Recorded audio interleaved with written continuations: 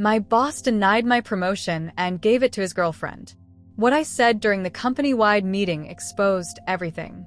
The fluorescent lights flickered overhead as I hunched over my keyboard, eyes burning from 18 straight hours of coding. It was 3 a.m. in our shoebox of an office, a glorified closet in a gay WeWork that smelled perpetually of someone else's microwaved lunch and desperation. But I didn't care. The algorithm was finally working. Holy shit, Jess. Did you just… Brian leaned over my shoulder, his coffee breath hot against my cheek. It's processing the sample data in under 3 minutes now. I couldn't hide my smile as I pointed to the screen. Look at the accuracy rates. Brian Kim, our CEO and my best friend since grad school, let out a whoop that surely woke up the crypto bros camping out in the adjacent room. He grabbed my shoulders and shook me gently. Jessica Doyle, you beautiful genius. This is it. This is what we've been waiting for. 3 years of my life had led to this moment. 3 years of skipped weddings, forgotten birthdays, and a relationship that fizzled because I couldn't stop talking about neural networks over dinner. I'd built the backbone of Neuralize, an AI system that could analyze blood test results and scan images with more accuracy than most medical specialists from my studio apartment while living on ramen and ambition. We need to celebrate, Brian said, already reaching for the bottle of bargain champagne we'd been saving for exactly this occasion. This changes everything. He wasn't wrong. Our little health diagnostics startup had been running on fumes and faith until now. We had a solid concept, democratizing complex medical diagnostics through AI, but the tech hadn't been there until tonight. To Neuralize, I said, accepting a paper cup of lukewarm champagne, and to never having to explain to my mom why I left my cushy tech job again. Brian grinned, the charismatic smile that had convinced skeptical investors to take a chance on us in the first place. To us, the dream team. I drank to that. It felt true. Brian was the vision guy, the smooth-talking business major who could make anything sound not just possible but inevitable. And I was the brain, the Stanford CS dropout who could actually build the impossible. Together, we'd scraped together enough funding to hire 2 part-time grad students who coded between their finals, and we'd managed to secure a tiny spot in this overpriced co-working space in Palo Alto. We were nothing, but as of tonight, we had something no one else did. 6 months later, everything had changed. Our seed round of $3 million, secured largely thanks to the pitch deck I'd spent weeks perfecting, had given us breathing room. We'd moved into a real office, hired actual employees, bought chairs that weren't held together with duct tape. I had a title now, Chief Product Officer. It felt strange on business cards, but right in my soul. This product was mine in all the ways that mattered. I'd nursed it from concept to reality, debugged it at 4 a.m. when no one was watching, reimagined it when early tests failed. The algorithm was my child, and now it was growing up. The Series A interest is insane, Brian said, bursting into my office without knocking, a habit from our closet office days that he hadn't broken. Benchmark wants a meeting. And get this, Madison Reynolds from Sequoia reached out personally. I perked up at that. Sequoia was the dream, the kind of backer that didn't bring money but legitimacy. Madison's going to stop by tomorrow. She's mostly here for observation, to get a feel for the team, but this could be huge for us. The next day, Madison Reynolds swept into our office like she already owned it. Tall, blonde, Harvard MBA vamp all over her confident stride and cashmere blazer. She carried herself with the assurance of someone who had never been told no. "You must be Jessica," she said, extending a perfectly manicured hand. Brian's told me all about the brilliant mind behind Neuralize. Something about her smile didn't reach her eyes, but I brushed it off as typical VC aloofness. They'd seen 1,000 startups just like us, all claiming to change the world. "I'd love to see the algorithm in action," she said. For the next hour, I walked her through our technology, explaining how we'd overcome the bias problems that plagued similar systems, how we'd structured the neural network to learn from its mistakes without human intervention. I showed her early test results that had doctors at Stanford Medical in awe. Madison nodded, asked intelligent, if somewhat surface-level questions, and took meticulous notes. By the end, she seemed genuinely impressed. "This is groundbreaking," she said. "Truly, I can see why Brian is so excited." Speaking of Brian, he'd hovered at the edges of our conversation, jumping in occasionally to emphasize the market potential or the projected revenue streams. His territory, but mostly he let me shine. It was my tech after all. After Madison left, Brian was practically floating. She loved it. She loved you. She seemed interested, I conceded, always more cautious with my optimism than Brian. Interested, Jess. She texted me before she even left the building. She wants to help us network with some key medical institutions. He was scrolling through his phone, grinning. Oh, and she invited us to dinner tonight. Just casual, to discuss next steps. That's when I noticed the shift in his voice when he said her name. A slight softening, a familiarity that seemed too fresh for a professional relationship. Both of us? I asked. Well, actually, Brian had the decency to look slightly embarrassed. She suggested just me tonight to talk business strategy, but she specifically said she wants to loop you in soon for the technical planning. I nodded, ignoring the small twinge of unease. This was good news. Interest from Sequoia meant we were on the right track, and if Brian was developing a rapport with Madison, well, that could only help our chances. I couldn't have known then how wrong I was. I didn't think twice when Madison started showing up at our office regularly over the next few weeks. Just observing, Brian explained. She's really interested in what we're building. I didn't question it when Brian started having private meetings with her. Doors closed, voices low, and I definitely didn't connect the dots when he started mentioning Madison thinks in every other sentence. Not until that Wednesday afternoon when I took the stairs instead of waiting for the elevator and heard Brian's unmistakable laugh echoing in the stairwell. Handing the chief strategy role to Madison, he was saying to someone I couldn't see, "The board will eat it up." I froze on the landing, suddenly unable to move. "And Jessica?" A male voice I didn't recognize. Brian's response was immediate and dismissive. "She's not going anywhere. She built the algorithm, we need her. For now." For now, the words hit me like ice water. I slipped back up the stairs before they could see me, my mind racing. It had to be a misunderstanding. Brian wouldn't go behind my back like that. Not after everything we'd built together.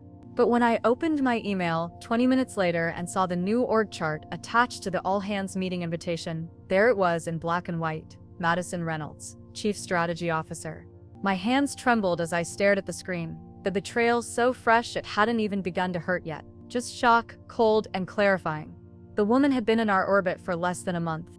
I looked through the glass walls of my office to where Brian sat at his desk, laughing at something on his phone, probably texting her. In that moment, I realized I'd built something extraordinary only to have it slipping through my fingers, piece by piece, meeting by meeting, decision by decision. And I wasn't about to let that happen without a fight. I spent that night alternating between rage cleaning my apartment and drafting emails to Brian that I never sent. Each version started professional and quickly devolved into accusations. How could you? After everything we've built, after everything I've given. By morning, I'd convinced myself there had to be an explanation. Maybe Madison was bringing in crucial connections we needed. Maybe this was temporary, a chess move to secure our Series A. Maybe I was overreacting. I arrived at the office early, determined to have a calm, rational conversation with Brian before anyone else arrived. But Madison's designer handbag was already draped over a chair in the conference room, and Brian's office light was on. I knocked on his door, my rehearsed speech dying on my lips when I saw them huddled over his laptop, shoulders touching. They sprang apart when they saw me. "Jess!" "Early bird," Brian said, his smile too bright. "We were just reviewing some pitch materials."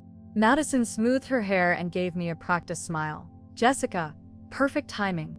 I'd love your thoughts on how we're positioning the algorithm for this next round of meetings." Her meetings, my algorithm. "Actually, Brian, could I speak with you privately?" My voice was steadier than I felt. Madison took the hint. "I'll grab us some coffee," she said, touching Brian's shoulder as she passed. The gesture was small but deliberate, territorial. As soon as the door closed, I pulled up the org chart on my phone. "What is this?" Brian's eyes flicked to the screen, then away. "Look, I was going to talk to you about this. It happened fast." "Fast?" "She's been here 3 weeks, Brian. She's not even an employee, she's a VC rep." "Was," he corrected. "She's joining us full-time.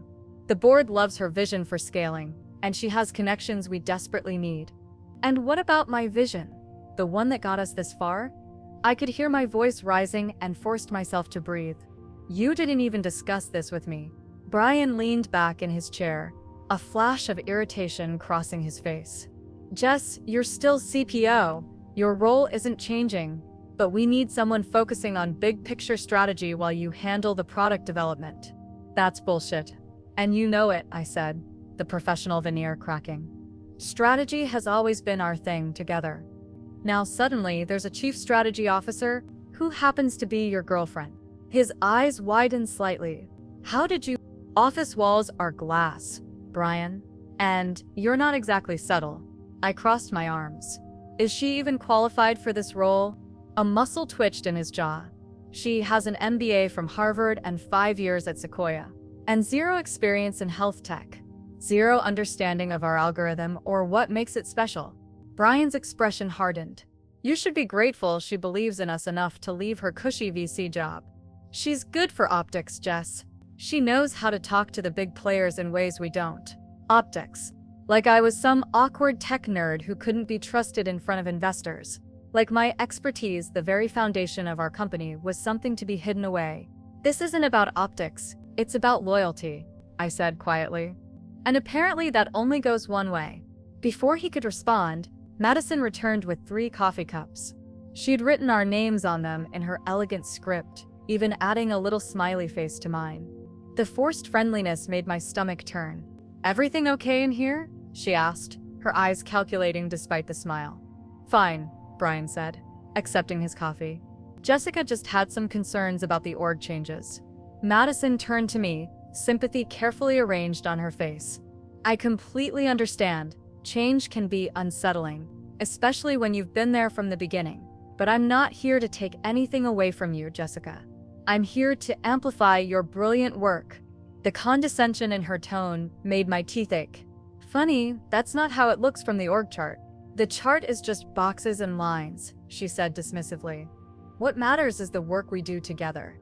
But over the following week, it became painfully clear that together meant Madison taking credit for my ideas in investor meetings.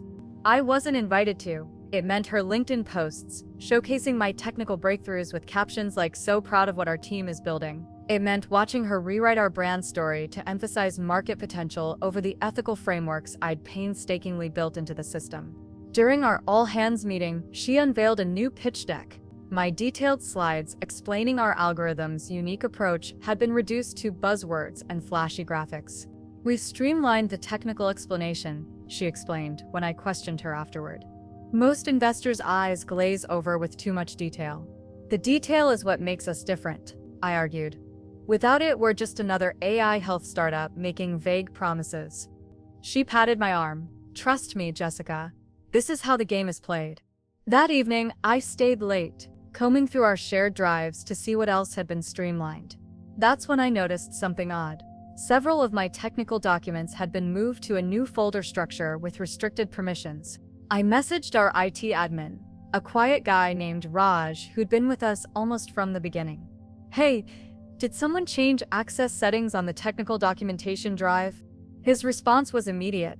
"Yeah, Madison requested it yesterday. Said something about information security protocols." My hands hovered over the keyboard. Did she say who should have access?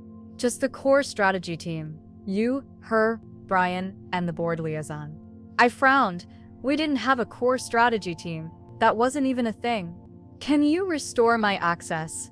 I need those files for the product roadmap updates." "Already done," Raj replied. "Figured you should have access to your own work." "Thanks. Do me a favor and don't mention this conversation to Madison or Brian." "What conversation?" he replied, adding a winking emoji. That night, I downloaded copies of everything. My original algorithm documentation, the ethics frameworks, the test results. If they were going to sideline me, they weren't going to erase my contributions along the way. As I scrolled through the files, I noticed something else. An early audit report flagging potential bias issues in our diagnostic results was missing from the official documentation. I distinctly remembered addressing those issues in version 2.0 of the algorithm, but the report itself was gone. A cold feeling settled in my stomach. This wasn't just about credit anymore. Something deeper was wrong at Neuralize, the company I'd helped build from nothing, and I was increasingly certain that Madison Reynolds was at the center of it. The missing audit report haunted me. I'd spent weeks on that analysis, documenting how our early algorithm showed troubling pattern of underdiagnosis for Black and Hispanic patients. It wasn't just an academic concern, it was a potential liability and, more importantly, a serious ethical issue I'd worked tirelessly to fix. For it to simply vanish from our records, that wasn't an oversight. I needed answers, but I had to be careful. If Madison was systematically erasing my contributions, confronting her directly would only put her on guard. I needed to know what else they were hiding. Raj, I said casually, stopping by his desk with coffee the next morning. Quick technical question. Are we backing up Slack messages to our secure server? He accepted the coffee with a grateful nod. Should be. Why did you lose something? Just being paranoid about documentation, I said with a smile that didn't reach my eyes. That night, I stayed late again. The office emptied around 7 p.m., leaving me alone with the quiet hum of servers and the occasional ping of after-hours messages. I logged into our backup system using my admin credentials, a legacy access from our early days that neither Brian nor Madison apparently thought to revoke. What I found made my blood run cold. First, there was the missing audit report. But it wasn't just missing, it had been replaced with a modified version that downplayed the bias issues and overstated our algorithm's accuracy across demographics. Someone had falsified our clinical data. Then I found the emails. Madison had registered an LLC called NeuroPR back in February, a month before she'd even approached us as a VC rep. Brian was listed as a silent partner. They'd been planning this from the beginning. Worse, Neuralize had been paying this shell company substantial consulting fees for the past 2 months. They were essentially double-dipping. Madison drawing a salary while also billing the company through this side venture for work she should have been doing in her actual role. My hands trembled as I downloaded copies of everything onto an encrypted drive. This wasn't just corporate backstabbing, it was potentially fraud. A new Slack message pinged, startling me. It was from Brian to Madison on their private channel. Jenkins wants another demo next week. Can we push the numbers again to show 95% accuracy? Madison's reply came seconds later. Already on it. Jessica won't notice. She's too focused on fixing that non-existent bias issue. As if the VCs care about that when there's money to be made. Brian, that's why we make a good team. You handle the money, I'll keep the tech nerds happy. Just need to hold this together for another quarter until we can cash out before the lawsuits hit. I stared at the screen, my chest tight with rage and disbelief. They weren't just stealing my work. They were actively undermining the integrity of our technology, falsifying results, misleading investors, setting up the entire company and all of our employees who believed in our mission for catastrophic failure. And they were planning to jump ship before it all came crashing down. I dug deeper, forcing myself to be methodical despite my shaking hands. Financial records showed a pattern, dramatic ranks in consulting fees to NeuroPR coinciding with each investor milestone. They were milking the company dry while positioning themselves for a clean getaway. The next morning, I arrived with puffy eyes from a sleepless night but a clear head. I needed allies, but carefully chosen ones. I started with Dr. Aisha Chen, our medical advisor who had staked her professional reputation on the integrity of our diagnostic tool. Can we grab coffee? Off-site? I texted her. At the cafe 2 blocks away, I chose my words carefully. I'm concerned about some changes to how we're presenting our accuracy metrics. I began, watching her face. Aisha frowned. You mean the revised reports? Madison sent those over last week. The numbers seemed optimistic.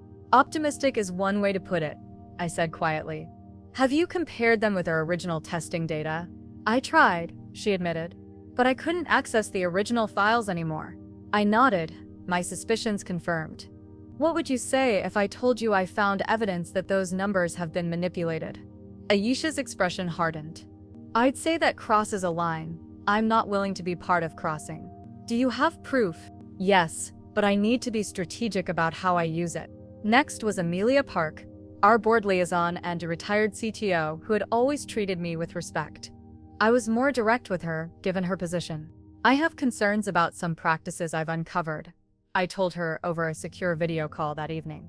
Financial and ethical red flags that the board should be aware of.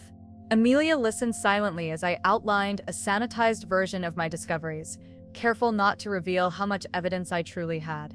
When I finished, she was quiet for a long moment. Jessica, these are serious allegations against people the board has placed significant trust in. I know. If you're wrong, or if you can't substantiate them, I wouldn't come to you if I wasn't certain, I said firmly. She studied me, then gave a slight nod. Watch your timing, she said finally, and make sure your evidence is bulletproof. The quarterly all hands is next week. The board will all be there. The message was clear. That would be my moment. For the next 5 days, I played my role perfectly. I smiled at Madison in the hallways. I nodded along in meetings as Brian praised her strategic vision. I pretended not to notice when they emerged from Brian's office with flushed faces and rumpled clothes. All while I gathered every receipt, every altered document, every damning Slack exchange. I created a timeline of the deception, starting from Madison's first appearance at our office through the creation of NeuroPR and the systematic falsification of our clinical data. On the night before the all hands, Brian stopped by my desk on his way out. Big day tomorrow, he said with a grin. Madison and I have some exciting announcements about our growth trajectory. I returned his smile. Can't wait. As his footsteps faded, I opened my encrypted drive and reviewed my presentation one last time. The slides were simple, factual, devastating. No emotional language, just evidence.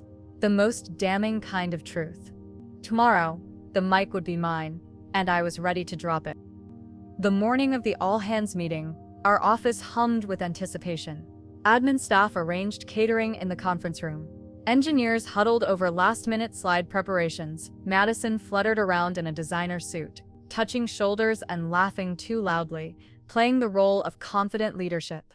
I arrived wearing my battle armor, a crisp black blazer over a blue silk blouse, professional, unassuming, forgettable. No one would remember what I wore today. They'd only remember what I said. Jessica. Madison's voice was syrupy sweet as she approached my desk. Brian wanted me to check if you're prepared for your product update at the all hands. 5 minutes max, remember?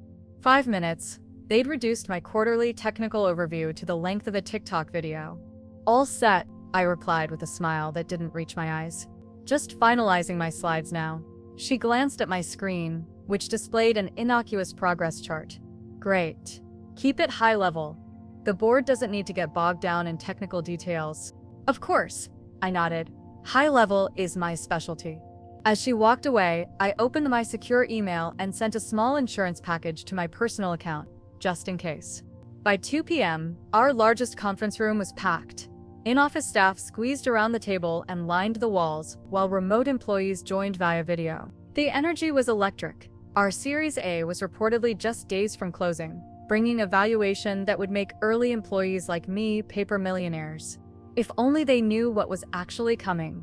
Brian stood at the head of the table, Madison at his side like a corporate power couple. I sat quietly in the corner, my laptop open, waiting. Welcome everyone, Brian's charisma was on full display. This quarter has been transformative for Neuralize. Our technology is stronger than ever, our market position is crystallizing, and our vision for the future has never been clearer. He launched into growth metrics, partnership opportunities, and hiring projections. All the usual startup optimism, but I noticed he carefully avoided any specific mention of algorithm performance or clinical results. Madison stepped forward for the brand evolution segment, unveiling a sleek new logo and messaging platform that emphasized revolutionary AI diagnostics, while entirely omitting the rigorous ethical frameworks I'd built into the system.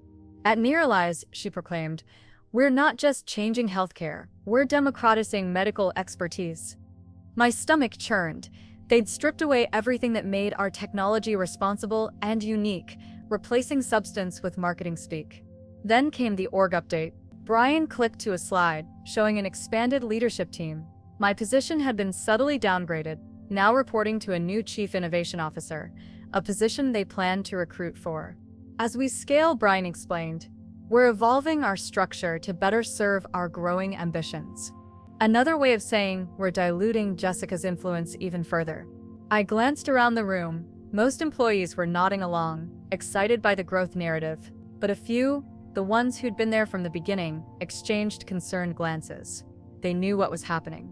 My heart raced as Brian moved to wrap up the presentation. It was now or never.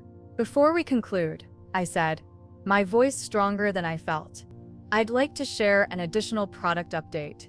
Brian looked startled but recovered quickly. We're running short on time, Jess. Maybe save it for the product team sync tomorrow? This can't wait, I said, standing.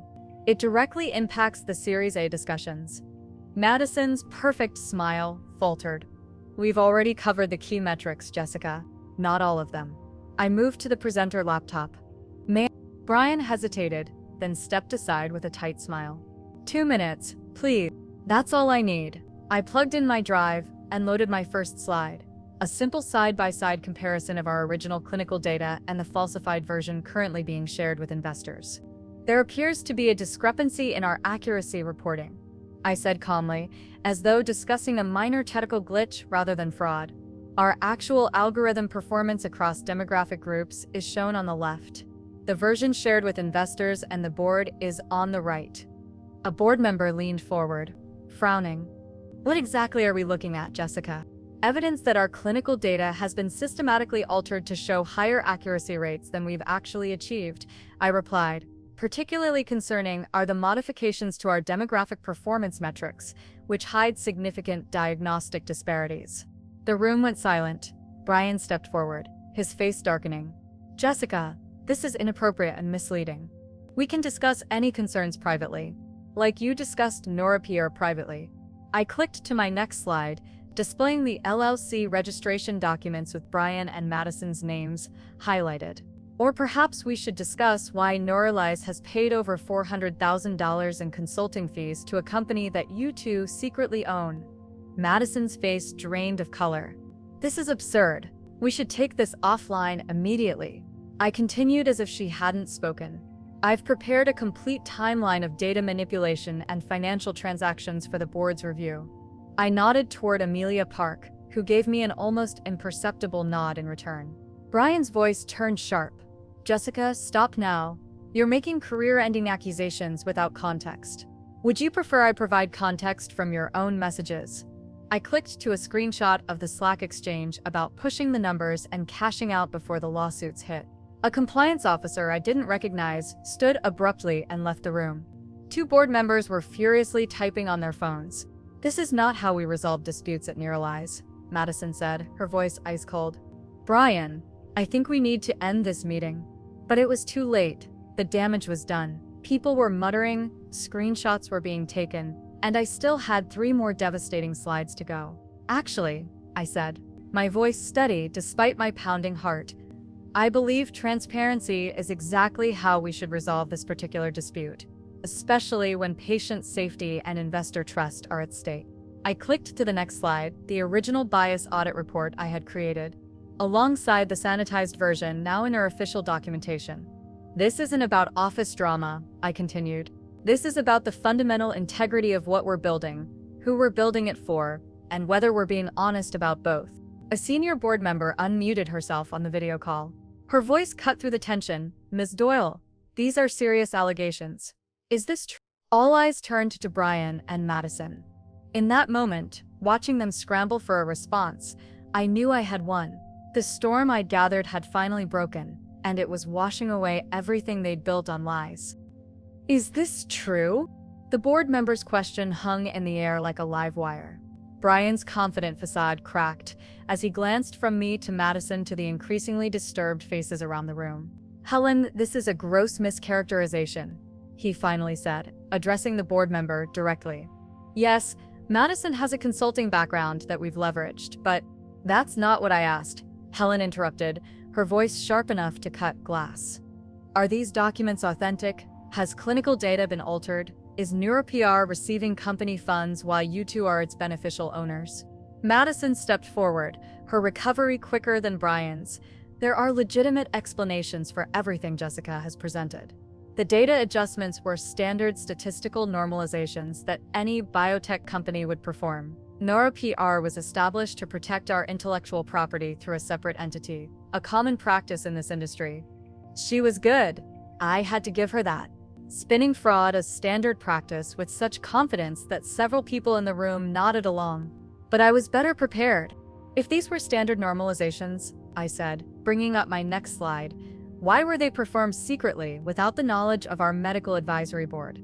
And why did Dr. Chen specifically flag these changes as scientifically unsound when she reviewed them last week? I nodded toward Aisha, who straightened in her chair. I did review the modified data, Aisha confirmed, and I expressed serious concerns about the methodology.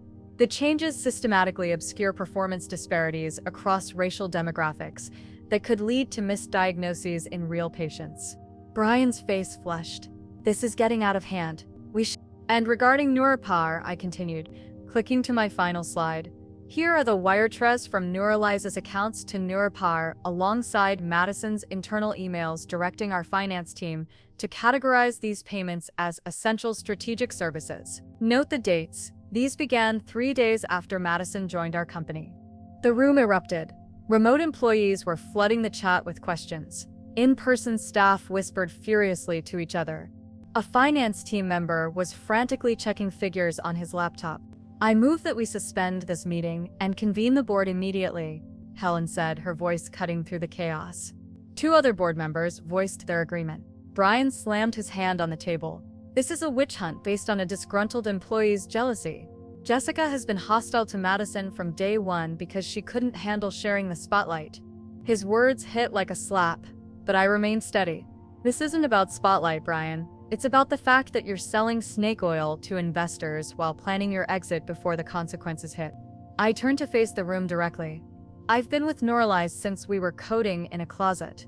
I believe in what we're building, a diagnostic tool that could save lives if it works as promised. But right now, it doesn't. The algorithm has bias issues that need fixing before we scale. That's not a PR problem to hide. It's a technical challenge to solve. I met the eyes of my fellow engineers, who nodded in understanding. This was language they recognized, the honest cognizance of technical debt. Instead of addressing these issues, I continued, our leadership has chosen to cover them up. They've prioritized a quick exit over patient safety and investor trust. Madison's composure finally cracked. You have no idea what it takes to make a startup successful, she hissed. Nobody gets funded telling investors about all the problems with their product. Her words hung in the air, damning in their accidental honesty. Thank you for that clarification, Miss Reynolds, Helen said icily. Brian made one last desperate attempt. Jessica accessed company servers without authorization, he claimed. That's a violation of her employment agreement, and possibly illegal. I raised an eyebrow. I used my admin credentials, which I've had since we founded the company. If those should have been revoked when you decided to sideline me, that's an oversight on your part. The interim general counsel, a normally quiet woman named Priya, spoke up. Actually, as CPO, Jessica has every right to access product documentation. The question is why that access was being restricted in the first place. The tide had fully turned. For 2 hours, the meeting devolved into a barrage of questions, each answer from Brian or Madison, exposing further deception. Board members moved from shock to anger. Employees cycled through disbelief, disappointment, and in some cases, resignation. 3 people updated their LinkedIn profiles before the meeting even ended. When we finally adjourned, the immediate aftermath was eerily quiet. People filed out in stunned silence. Madison disappeared immediately. Brian retreated to his office, door firmly closed. As I packed my laptop, Amelia Park approached. That took courage, she said quietly. Or stupidity, I replied with a tired smile. I probably don't have a job anymore. Don't be so sure. She glanced toward the impromptu board meeting happening in the adjacent conference room. Helen asked me to tell you to stay local. They'll want to speak with you tomorrow. After most people had left, Raj stopped by my desk. For what it's worth, he said. That was badass. Thanks for keeping my admin access active, I replied. He shrugged. I never received any official request to remove it. Funny oversight, huh? I smiled, knowing there had been nothing funny about it. Raj had been quietly watching and making his own decisions about where his loyalty should lie. I wasn't the only one who had noticed something rotten taking root. As I rode the elevator down, my phone buzzed with notifications. LinkedIn connection requests from board members, Signal messages from teammates, a meeting invite from Helen for 9 a.m. tomorrow, and one text from Brian. "You've just destroyed everything we built. Hope you're happy." I stared at his message, the audacity of it almost impressive. Even now, he couldn't see that he had been the destroyer, not me. I typed back a simple response. I didn't destroy anything. I saved it. Then I stepped into the cool evening air, feeling strangely light despite the chaos I'd unleashed. For the first time in months, I had spoken the unvarnished truth. The mic had been mine, and I had used it well. Now, I just had to figure out what came next. The aftermath unfolded with the swift brutality of a tech industry scandal. Madison resigned that night, an abrupt LinkedIn update that carefully omitted the circumstances of her departure. Brian took personal leave 3 days later, after a tense emergency board meeting where he reportedly blamed everyone but himself. I spent those 3 days in back-to-back meetings with the board, legal team, and anxious investors. I walked them through the evidence again and again, my voice growing hoarse as I explained exactly what had happened to our data and our finances. On the 4th day, Helen called me into the conference room where the remaining board members waited. "Jessica," she began, "we owe you an apology. We failed in our oversight duties and allowed this situation to develop." I nodded, unsure where this was going. "We've spent the last 72 hours assessing the damage," she continued. "Surprisingly, it's not as bad as we feared. The algorithm issues you identified are fixable. The financial improprieties, while serious, didn't drain the company as much as they could have." Another board member, David Chen, leaned forward. "We'd like to offer you control of the product team with a significant title and equity adjustment. We need someone with your integrity and technical expertise to right this ship."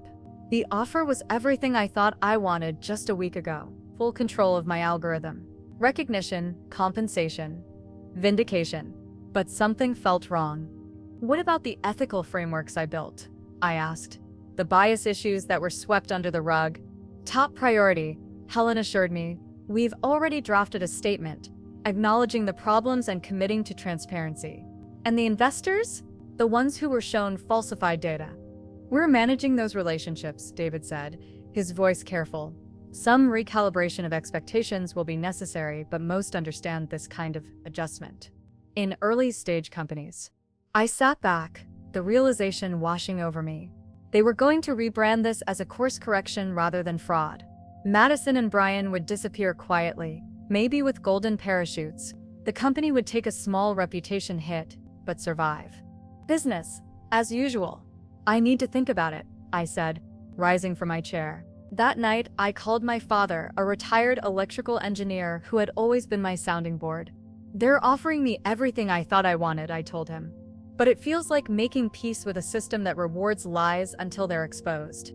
"What do you want, Jesse?" he asked, using my childhood nickname. "Not just at this company. In your career?" The answer came with surprising clarity. "I want to build something that helps people, something with integrity baked into its DNA, not added as an afterthought when the truth comes out." The next morning, I walked into Helen's office and declined the offer. "I can't accept a promotion at a company that's already showing signs of repeating the same mistakes," I said. "You're managing the optics instead of fixing the culture." Her face hardened. "That's unfair, Jessica. We're taking concrete steps to minimize liability," I finished. "Not to fundamentally change." I handed her a folder. "This is my resignation, effective immediately. Also, I'm reclaiming my Argent algorithm code under the intellectual property terms of my contract." Her eyes widened. "You can't just take the algorithm. Our lawyers..." "Your lawyers should read Section 43 of my employment agreement," I interrupted. "The core framework was developed before Neuralize was even incorporated. I granted usage rights, not ownership." I left the building that day with nothing but my laptop, my original code, and a clarity I hadn't felt in months. 6 months passed in a blur of work, doubt, and determination. I moved back into my parents' guest room in San Diego, converted their garage into a makeshift office, and start from scratch. I rebuilt my algorithm, this time with even stronger ethical guardrails and transparency mechanisms. I documented everything meticulously, creating an audit trail that would make any future manipulation impossible. The name came to me during a sunset run along the beach, Synthara. Synthetic intelligence with transparency, the ARA, at its core. The first 3 VCs I approached turned me down. The fourth, Horizon Partners, had seen the Neuralize all-hands video that had somehow leaked online. "We've been hoping you'd resurface," Janet Kim, their managing partner, told me during our first meeting. That took guts. Horizon's seed investment of $5 million came with one condition: that I build an ethics board with real power into my corporate structure from day one. I agreed enthusiastically. By month 8, I had assembled a small team of engineers who valued integrity as much as innovation. We worked from a modest office in La Jolla, our mission statement prominently displayed on the wall: diagnostic excellence through ethical intelligence. Dr. Aisha Chen joined as our chief medical officer. Raj came aboard as head of security. Even Amelia Park left her board position to become our chief ethics officer. Our Series A closed at $30 million, a remarkable amount for a company our size. But investors weren't just betting on our technology, they were betting on our approach, our transparent development methodology, our diverse testing protocols, our commitment to accuracy across all demographic groups. 1 year to the day after my confrontation at Neuralize, I stood in Synthara's all-hands meeting, looking at the faces of my team, now 40 strong and growing. Today, our first diagnostic tool enters clinical trials, I announced to Cheers. But more importantly, we've proven that success doesn't require shortcuts or deception. That afternoon, a notification popped up on my phone. A news alert: Neuralize was shutting down amid continuing investigations and lawsuits.